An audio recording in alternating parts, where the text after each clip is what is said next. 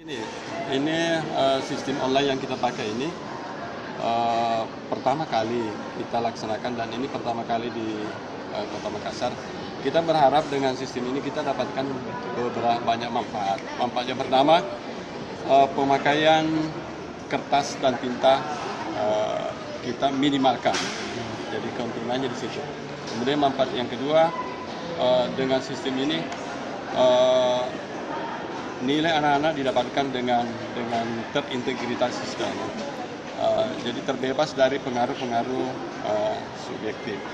Kemudian menumbuhkan percaya diri kepada anak-anak. Karena begitu selesai mereka melaksanakan keluar dari sistem itu, langsung keluar nilainya. Anak-anak langsung tahu semua nilainya berapa, nilai yang didapatkan di situ. Jadi antara lain manfaatnya juga kita bisa mengatasi yang namanya kebocoran soal, yang namanya kekurangan soal, yang namanya kekurangan LPK.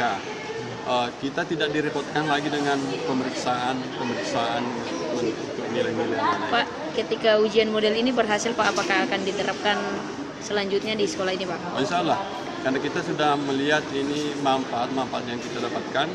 Sebenarnya kita mau melihat ini apa kendala-kendala yang muncul ketika kita laksanakan ini. Manfaatnya kita memang sudah tahu manfaatnya.